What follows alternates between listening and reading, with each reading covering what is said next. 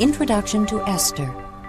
The book of Esther tells a dramatic story of intrigue, danger, and deliverance. A beautiful Jewish girl named Esther becomes queen of Persia and later risks her life on behalf of her people.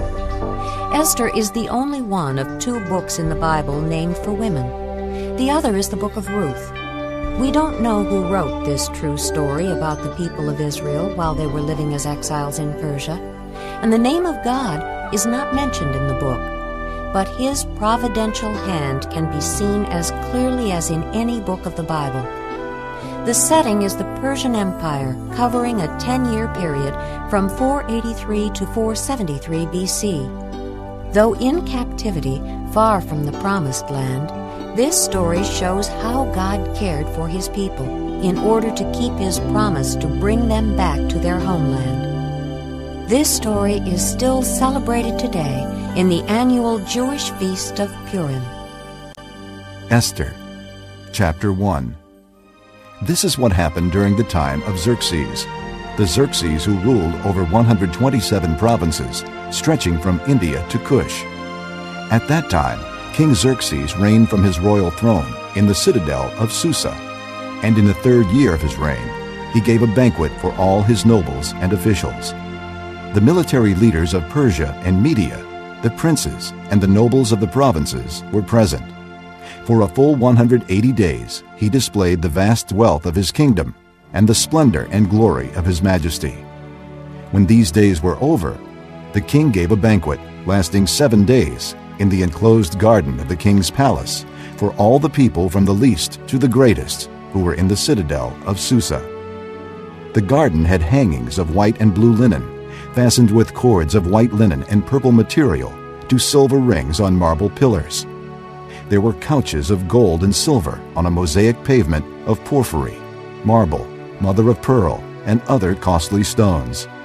Wine was served in goblets of gold, each one different from the other, and the royal wine was abundant, in keeping with the king's liberality. By the king's command, each guest was allowed to drink in his own way, for the king instructed all the wine stewards to serve each man what he wished. Queen Vashti also gave a banquet for the women in the royal palace of King Xerxes. On the 7th day, when King Xerxes was in high spirits from wine, he commanded the 7 eunuchs who served him, Mehuman, Biztha, Harbona, Bigtha, Abagtha, Zethar, and Carcass, to bring before him Queen Vashti, wearing her royal crown, in order to display her beauty to the people and nobles, for she was lovely to look at. But when the attendants delivered the king's command, Queen Vashti refused to come. Then the king became furious and burned with anger. Since it was customary for the king to consult experts in matters of law and justice, he spoke with the wise men who understood the times and were closest to the king: Karshena, Shethar, Admatha, Tarshish, Meres, Marsena, and Memucan, the 7 nobles of Persia and Media, who had special access to the king and were highest in the kingdom. According to law, what must be done to Queen Vashti? He asked. She has not obeyed the command of King Xerxes that the eunuchs have taken to her. Then Memucan replied in the presence of the king and the nobles, Queen Vashti has done wrong, not only against the king, but also against all the nobles and the peoples of all the provinces of King Xerxes. For the queen's conduct will become known to all the women, and so they will despise their husbands and say, King Xerxes commanded Queen Vashti to be brought before him, but she would not come. This very day, the Persian and Median women of the nobility who have heard about the queen's conduct will respond to all the king's nobles in the same way. There will be no end of disrespect and discord. Therefore, if it pleases the king, let him issue a royal decree, and let it be written in the laws of Persia and Media, which cannot be repealed, that Vashti is never again to enter the presence of King Xerxes. Also, let the king give her royal position to someone else who is better than she. Then, when the king's edict is proclaimed throughout all his vast realm, all the women will respect their husbands, from the least to the greatest. The king and his nobles were pleased with this advice, so the king did as Memucan proposed. He sent dispatches to all parts of the kingdom, to each province in its own script, and to each people in its own language, proclaiming in each people's tongue that every man should be ruler over his own household. Chapter 2. Later, when the anger of King Xerxes had subsided, he remembered Vashti and what she had done and what he had decreed about her. Then the king's personal attendants proposed, "Let a search be made for beautiful young virgins for the king. Let the king appoint commissioners in every province of his realm to bring all these beautiful girls into the harem at the citadel of Susa. Let them be placed under the care of Haggai, the king's eunuch, who is in charge of the women, and let beauty treatments be given to them. Then let the girl who pleases the king be queen instead of Vashti." This advice appealed to the king, and he followed it. Now there was in the citadel of Susa a Jew of the tribe of Benjamin, named Mordecai, son of Jair, the son of Shimei, the son of Kish, who had been carried into exile from Jerusalem by Nebuchadnezzar, king of Babylon, among those taken captive with Jehoiakim, king of Judah. Mordecai had a cousin named Hadassah, whom he had brought up because she had neither father nor mother. This girl, who was also known as Esther, was lovely in form and features, and Mordecai had taken her as his own daughter when her father and mother died. When the king's order and edict had been proclaimed, many girls were brought to the citadel of Susa and put under the care of Haggai. Esther also was taken to the king's palace and entrusted to Haggai, who had charge of the harem. The girl pleased him and won his favor. Immediately, he provided her with her beauty treatments and special food. He assigned to her 7 maids selected from the king's palace and moved her and her maids into the best place in the harem. Esther had not revealed her nationality and family background because Mordecai had forbidden her to do so. Every day he walked back and forth near the courtyard of the harem to find out how Esther was and what was happening to her. Before a girl's turn came to go into King Xerxes, she had to complete 12 months of beauty treatments prescribed for the women, 6 months with oil of myrrh, and 6 with perfumes and cosmetics. And this is how she would go to the king. Anything she wanted was given her to take with her from the harem to the king's palace. In the evening she would go there, and in the morning return to another part of the harem to the care of Sheashgaz, the king's eunuch, who was in charge of the concubines. She would not return to the king unless he was pleased with her and summoned her by name. When the turn came for Esther, the girl Mordecai had adopted, the daughter of his uncle Abihail, to go to the king, she asked for nothing other than what Haggai, the king's eunuch who was in charge of the harem, suggested. And Esther won the favor of everyone who saw her. She was taken to King Xerxes in the royal residence in the 10th month, the month of Tebeth, in the 7th year of his reign. Now the king was attracted to Esther more than to any of the other women, and she won his favor and approval more than any of the other virgins. So he set a royal crown on her head and made her queen instead of Vashti. And the king gave a great banquet, Esther's banquet, for all his nobles and officials. He proclaimed a holiday throughout the provinces and distributed gifts with royal liberality. When the virgins were assembled a second time, Mordecai was sitting at the king's gate. But Esther had kept secret her family background and nationality, just as Mordecai had told her to do, for she continued to follow Mordecai's instructions as she had done when he was bringing her up. During the time Mordecai was sitting at the king's gate, Bigthana and Teresh, 2 of the king's officers who guarded the doorway, became angry and conspired to assassinate King Xerxes. But Mordecai found out about the plot and told Queen Esther, who in turn reported it to the king, giving credit to Mordecai. And when the report was investigated and found to be true, the 2 officials were hanged on a gallows. All this was recorded in the book of the Annals in the presence of the king. Chapter 3. After these events, King Xerxes honored Haman, son of Hammedatha, the Agagite, elevating him and giving him a seat of honor higher than that of all the other nobles. All the royal officials at the king's gate knelt down and paid honor to Haman, for the king had commanded this concerning him. But Mordecai would not kneel down or pay him honor. Then the royal officials at the king's gate asked Mordecai, "Why do you disobey the king's command?" Day after day they spoke to him, but he refused to comply. Therefore they told Haman about it to see whether Mordecai's behavior would be tolerated, for he had told them he was a Jew. When Haman saw that Mordecai would not kneel down or pay him honor, he was enraged. Yet having learned who Mordecai's people were, he scorned the idea of killing only Mordecai. Instead, Haman looked for a way to destroy all Mordecai's people, the Jews, throughout the whole kingdom of Xerxes. In the 12th year of King Xerxes, in the first month, the month of Nisan, they cast the pure, that is, the lot, in the presence of Haman, to select a day and month. And the lot fell on the 12th month, the month of Adar. Then Haman said to King Xerxes, There is a certain people dispersed and scattered among the peoples in all the provinces of your kingdom, whose customs are different from those of all other people, and who do not obey the king's laws. It is not in the king's best interest to tolerate them.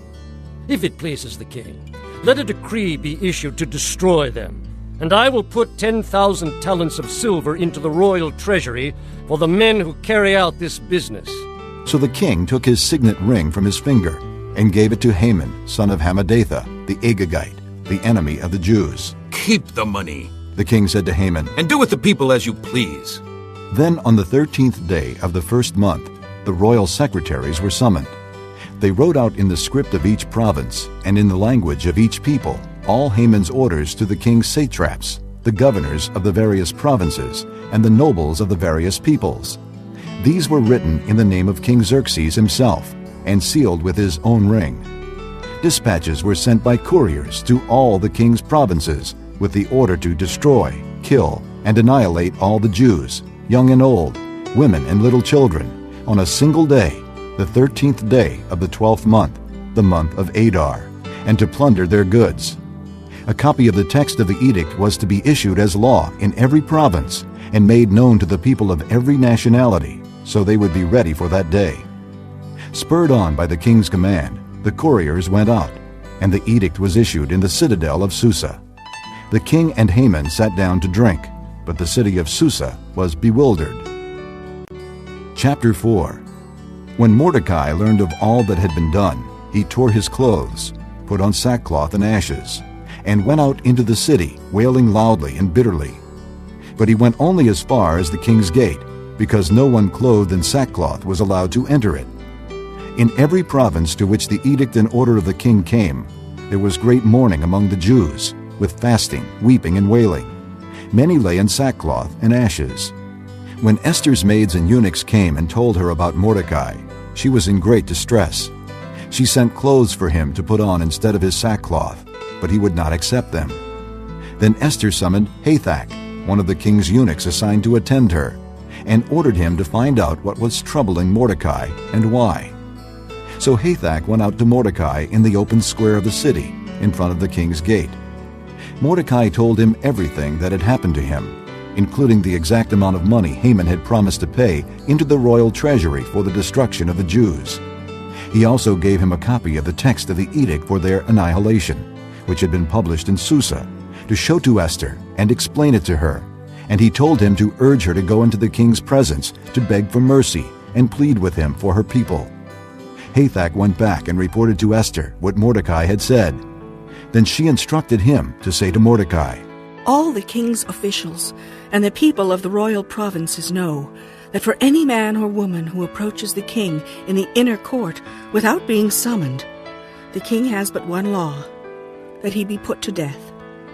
The only exception to this is for the king to extend the gold scepter to him and spare his life. But 30 days have passed since I was called to go to the king. When Esther's words were reported to Mordecai, he sent back this answer. Do not think that because you are in the king's house, you alone of all the Jews will escape. For if you remain silent at this time, relief and deliverance for the Jews will arise from another place, but you and your father's family will perish. And who knows but that you have come to royal position for such a time as this? Then Esther sent this reply to Mordecai. Go, gather together all the Jews who are in Susa, and fast for me. Do not eat or drink for 3 days, night or day. I and my maids will fast as you do. When this is done, I will go to the king, even though it is against the law. And if I perish, I perish." So Mordecai went away and carried out all of Esther's instructions. Chapter 5. On the third day, Esther put on her royal robes and stood in the inner court of the palace, in front of the king's hall. The king was sitting on his royal throne in the hall, facing the entrance. When he saw Queen Esther standing in the court, he was pleased with her and held out to her the gold scepter that was in his hand. So Esther approached and touched the tip of the scepter. Then the king asked, "What is it, Queen Esther? What is your request? Even up to half the kingdom it will be given you." "If it pleases the king," replied Esther, "let the king, together with Haman, come today to a banquet I have prepared for him." "Bring Haman at once," the king said. so that we may do what Esther asks. So the king and Haman went to the banquet Esther had prepared. As they were drinking wine, the king again asked Esther, "Now, what is your petition? It will be given you. And what is your request? Even up to half the kingdom. It will be granted." Esther replied, "My petition and my request is this. If the king regards me with favor, and if it pleases the king to grant my petition and fulfill my request, let the king and Haman come tomorrow to the banquet I will prepare for them. Then I will answer the king's question." Haman went out that day happy and in high spirits. But when he saw Mordecai at the king's gate and observed that he neither rose nor showed fear in his presence, he was filled with rage against Mordecai. Nevertheless, Haman restrained himself and went home.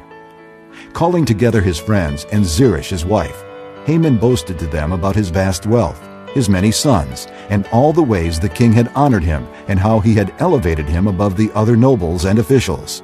"And that's not all," Haman added. "I'm the only person Queen Esther invited to accompany the king to the banquet she gave, and she has invited me along with the king tomorrow. But all this gives me no satisfaction, as long as I see that Jew Mordecai sitting at the king's gate." His wife Zeresh and all his friends said to him, "Have a gallows built, 75 feet high, and ask the king in the morning to have Mordecai hanged on it. Then go with the king to the dinner and be happy." This suggestion delighted Haman, and he had the gallows built. Chapter 6. That night the king could not sleep, so he ordered the book of the Chronicles, the record of his reign, to be brought in and read to him. It was found recorded there that Mordecai had exposed Bigthana and Teresh, two of the king's officers who guarded the doorway, who had conspired to assassinate King Xerxes. "What honor and recognition has Mordecai received for this?" The king asked. Nothing has been done for him. His attendants answered. The king said, "Who is in the court?" Now Haman had just entered the outer court of the palace to speak to the king about hanging Mordecai on the gallows he had erected for him. His attendants answered, Haman is standing in the court. "Bring him in." the king ordered. When Haman entered, the king asked him. "What should be done for the man the king delights to honor?" Now Haman thought to himself, "Who is there that the king would rather honor than me? so he answered the king. For the man the king delights to honor, have them bring a royal robe the king has worn, and a horse the king has ridden, one with a royal crest placed on its head. Then let the robe and horse be entrusted to one of the king's most noble princes. Let them robe the man the king delights to honor, and lead him on the horse through the city streets, proclaiming before him, 'This is what is done for the man the king delights to honor.'" "Go at once. The king commanded Haman. Get the robe and the horse and do just as you have suggested for Mordecai the Jew, who sits at the king's gate. Do not neglect anything you have recommended." So Haman got the robe and the horse. He robed Mordecai and led him on horseback through the city streets, proclaiming before him. "This is what is done for the man the king delights to honor." Afterward, Mordecai returned to the king's gate, but Haman rushed home with his head covered in grief and told Zeresh his wife and all his friends everything that had happened to him. His advisers and his wife Zeresh said to him, "Since Mordecai, before whom your downfall has started, is of Jewish origin, you cannot stand against him. You will surely come to ruin." While they were still talking with him, the king's eunuchs arrived and hurried Haman away to the banquet Esther had prepared. Chapter 7. So the king and Haman went to dine with Queen Esther, And as they were drinking wine on that second day, the king again asked, Queen Esther, what is your petition? It will be given you. What is your request? Even up to half the kingdom, it will be granted. Then Queen Esther answered, If I have found favor with you, O king, and if it pleases your majesty, grant me my life. This is my petition. And spare my people. This is my request. For I and my people have been sold for destruction and slaughter and annihilation. If we had merely been sold as male and female slaves, I would have kept quiet, because no such distress would justify disturbing the king. King Xerxes asked Queen Esther, Who is he? Where is the man who has dared to do such a thing? Esther said, The adversary and enemy is this vile Haman. Then Haman was terrified before the king and queen. The king got up in a rage, left his wine, and went out into the palace garden. But Haman, realizing that the king had already decided his fate, stayed behind to beg Queen Esther for his life. Just as the king returned from the palace garden to the banquet hall, Haman was falling on the couch where Esther was reclining. The king exclaimed, Will he even molest the queen while she is with me in the house? As soon as the word left the king's mouth, they covered Haman's face. Then Harbona, one of the eunuchs attending the king, said, A gallows 75 feet high stands by Haman's house. He had it made for Mordecai, who spoke up to help the king. The king said, Hang him on it. So they hanged Haman on the gallows he had prepared for Mordecai. Then the king's fury subsided. Chapter 8. That same day, King Xerxes gave Queen Esther the estate of Haman, the enemy of the Jews. And Mordecai came into the presence of the king, for Esther had told how he was related to her. The king took off his signet ring, which he had reclaimed from Haman, and presented it to Mordecai. And Esther appointed him over Haman's estate. Esther again pleaded with the king, falling at his feet and weeping. She begged him to put an end to the evil plan of Haman the Agagite, which he had devised against the Jews. Then the king extended the gold scepter to Esther, and she arose and stood before him. If it pleases the king, She said, and if he regards me with favor and thinks it the right thing to do, and if he is pleased with me, let an order be written, overruling the dispatches that Haman, son of Hammedatha, the Agagite, devised and wrote to destroy the Jews in all the king's provinces. For how can I bear to see disaster fall on my people? How can I bear to see the destruction of my family? King Xerxes replied to Queen Esther and to Mordecai the Jew, Because Haman attacked the Jews, I have given his estate to Esther, and they have hanged him on the gallows. Now write another decree in the king's name in behalf of the Jews as seems best to you, and seal it with the king's signet ring. For no document written in the king's name and sealed with his ring can be revoked. At once, the royal secretaries were summoned. On the 23rd day of the 3rd month, the month of Sivan, they wrote out all Mordecai's orders to the Jews and to the satraps, governors, and nobles of the 127 provinces stretching from India to Cush. These orders were written in the script of each province and the language of each people, and also to the Jews in their own script and language. Mordecai wrote in the name of King Xerxes, sealed the dispatches with the king's signet ring, and sent them by mounted couriers who rode fast horses, especially bred for the king. The king's edict granted the Jews in every city the right to assemble and protect themselves, to destroy, kill, and annihilate any armed force of any nationality or province that might attack them and their women and children, and to plunder the property of their enemies. The day appointed for the Jews to do this in all the provinces of King Xerxes was the 13th day of the 12th month, the month of Adar.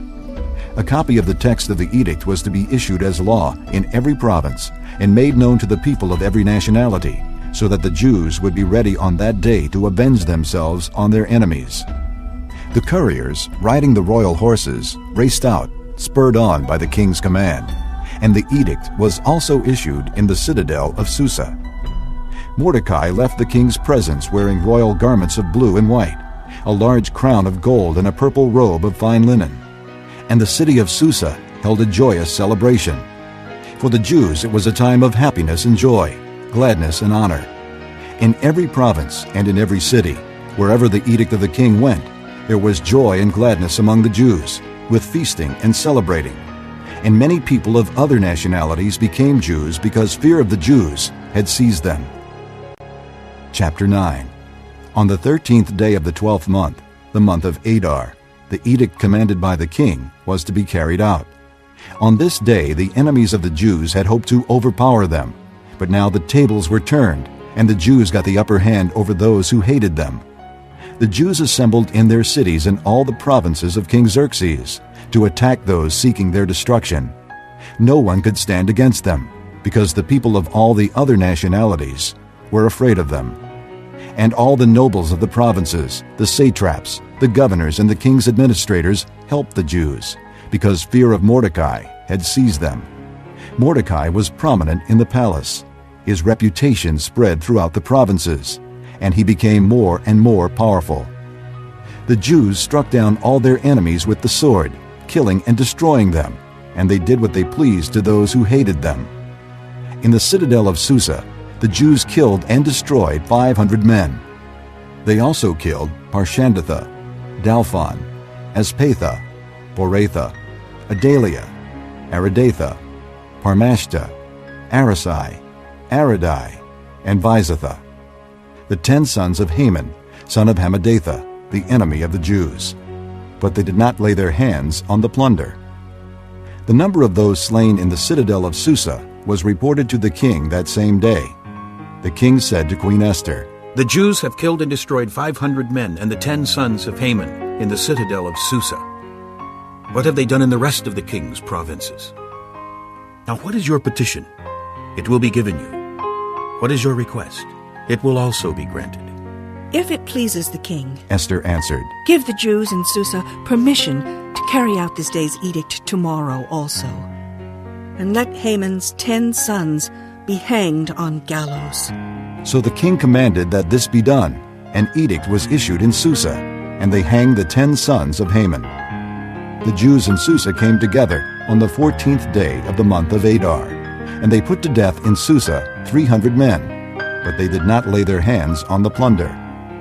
Meanwhile, the remainder of the Jews who were in the king's provinces also assembled to protect themselves and get relief from their enemies. They killed 75,000 of them, but did not lay their hands on the plunder. This happened on the 13th day of the month of Adar, and on the 14th they rested and made it a day of feasting and joy. The Jews in Susa, however, had assembled on the 13th and 14th, and then on the 15th they rested and made it a day of feasting and joy.